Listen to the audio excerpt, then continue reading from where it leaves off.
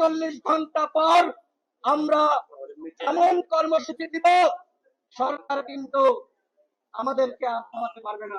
উন্নত চিকিৎসার জন্য সিঙ্গাপুরে অথবা লন্ডনে বা জার্মানিতে পাঠানো দরকার, কিন্তু সরকারের যে গড়িমসি সেটি অত্যন্ত হতাশাজনক। যে কারণে আমরা মনে করি, আমাদের দল মনে করে নুরুল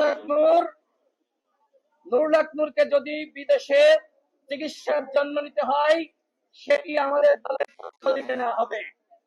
সরকারের দয়ার উপরে আমরা আর নির্ভর করতে চাই না।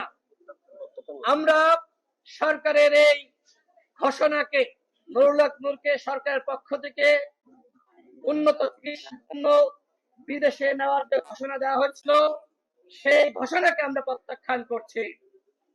আমরা আমাদের দলের পক্ষ থেকে উন্নত চিকিৎসার জন্য নুরুল হক নূরকে দেশের বাইরে আমরা পাঠাবো। যদিও নুরুল হক নূর বলেছেন তিনি বাংলাদেশের চিকিৎসা ব্যবস্থার উপরে আস্থা রেখে তিনি দেশেই চিকিৎসা নিতে চান।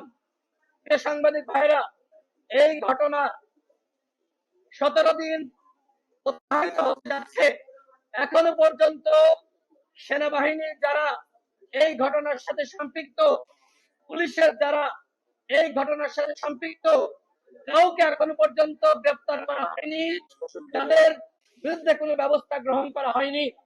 এই ঘটনা স্পষ্ট ভিডিও রয়েছে, সিসিটিভি ফুটেজ রয়েছে, কিন্তু তারপরেও এখনো পর্যন্ত সেনাবাহিনী এবং পুলিশ বাহিনীর যারা এই ঘটনার সাথে সম্পৃক্ত, তাদের বিরুদ্ধে ব্যবস্থা গ্রহণ না করা আমাদের মধ্যে এক ধরনের সন্দেহ এবং সংশয় সৃষ্টি করেছে, আদৌ এই ঘটনার বিচার হবে কিনা। আমরা বরাবরই বলছি, এই ঘটনাকে কেন্দ্র করে পুরো সেনাবাহিনী এবং পুরো পুলিশ বাহিনীকে আমরা দোষারোপ করছি না। আমরা শুধুমাত্র এই ঘটনার সাথে যারা সম্পৃক্ত, যারা এই ঘটনার নির্দেশদাতা, তাদেরকে চিহ্নিত করে আমরা বিচারের আওতায় আনার দাবি জানাচ্ছি। আপনারা জানেন, একটি তদন্ত কমিশন গঠিত হয়েছে। সেই তদন্ত কমিশন আমরা শুনেছি যে তারা কাজ শুরু করেছে, যদিও তারা এখনো পর্যন্ত তথ্যপত্র সংগ্রহ করার জন্য আমাদের সাথে আনুষ্ঠানিকভাবে যোগাযোগ করেনি। অন্য একটি মাধ্যম, প্রশাসনের একটি মাধ্যম আমার সাথে যোগাযোগ করেছে এবং কিছু তথ্যপত্র চেয়েছে। আজকের এই সাংবাদিক সম্মেলন থেকে আমরা তদন্ত কমিশনকে বলতে চাই, আমাদের সাথে আপনারা সরাসরি বসেন, আমাদের কাছ থেকে বক্তব্য গ্রহণ করেন। আমাদের কাছে যে ধরনের প্রমাণ আছে, ভিডিও আছে, আমরা আনুষ্ঠানিকভাবে সেগুলো আপনাদের কাছে আমরা সরবরাহ করতে চাই। এই তদন্ত কমিশনের উপরে আমরা আস্থা রাখছি। আমরা তাদের কাছে প্রত্যাশা করি, যারা এই ঘটনার সাথে সম্পৃক্ত, তাদের বিরুদ্ধে অবশ্যই উপযুক্ত ব্যবস্থা গ্রহণ করতে হবে।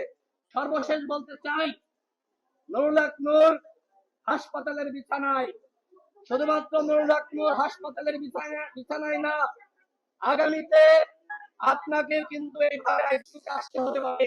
সুতরাং এই ঘটনার অবশ্যই বিচার হতে হবে, অন্যথায় আগামীতে যারা জুলাই বিপ্লবের নায়ক, তাদেরকেও কিন্তু এই বিভিন্ন বাহিনীর সদস্যরা বা ছাত্রলীগ, যুবলীগের ক্যাডাররা আশকারা পেয়ে তারা কিন্তু রক্তাক্ত করতে পারে, হাসপাতালে পাঠাতে পারে। সুতরাং আমি মনে করি, শুধুমাত্র নুরুল হক নূর আক্রান্ত হয়নি, পুরো বাংলাদেশ আক্রান্ত হয়েছে।